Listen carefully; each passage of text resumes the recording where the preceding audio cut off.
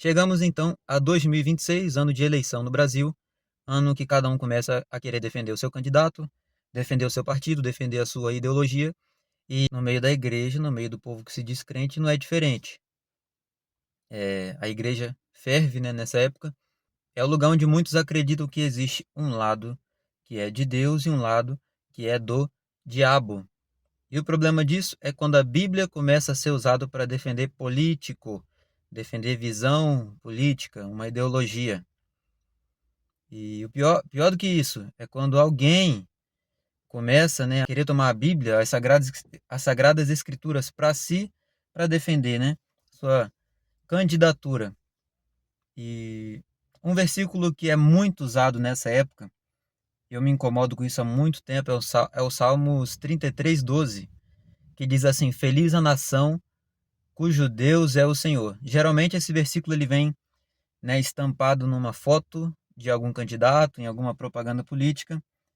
E o candidato que usa esse versículo, ele está querendo dizer mais ou menos assim: olha, eu creio em Deus, tá? Então, se eu creio em Deus, significa que se eu for eleito, o favor de Deus então vai estar comigo, e se está comigo, está com o Brasil.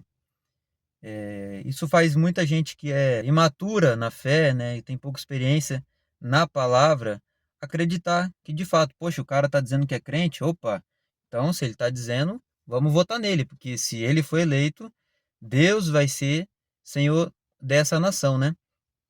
Como se um voto fosse capaz de fazer alguém que é eterno, alguém que é soberano, que é o nosso Deus, fazer Senhor, fazer ele ser senhor de algo ou não ser senhor de algo, né? Eu vou votar, se o cara foi eleito, aí então Deus vai ser senhor, digamos, da nação brasileira, né? Só que muita gente que usa esse versículo, o que eles não veem ou fingem que não veem, é que o versículo não para aí. O versículo inteiro, Salmos 33:12, ele é assim: Feliz a nação cujo Deus é o Senhor, o povo que ele escolheu para lhe pertencer. Ou seja, o próprio versículo responde: que nação é essa que Deus é Senhor? É o povo que ele escolheu para ele mesmo. Deus é Senhor desse povo. O apóstolo Pedro, ele disse qual nação é essa, que povo é esse. E eu vou ler aqui, 1 de Pedro, capítulo 2, versículo 9 e 10, que diz assim: Porém, vós sois geração eleita, sacerdócio real, nação santa, povo de propriedade exclusiva de Deus, cujo propósito é proclamar as grandezas daquele que vos convocou das trevas para a sua maravilhosa luz. Vós sim, que antes não erais sequer povo, mas agora sois o povo de Deus. Ou seja, o versículo está respondendo que Deus não tem compromisso com o país A ou o país B. Deus tem compromisso com o povo dele, o povo que ele mesmo escolheu para pertencer a ele.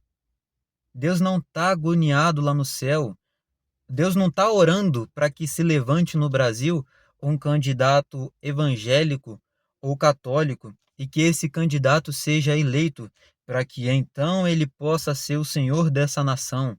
Deus não depende de candidato evangélico, nem católico, nem de qualquer outra religião para ele ser Senhor, porque ele já é Senhor da nação santa, a nação de filhos, a nação comprada pelo sangue de Cristo. Deus é Senhor de uma nação entre as nações, Senhor de um povo que está entre os povos.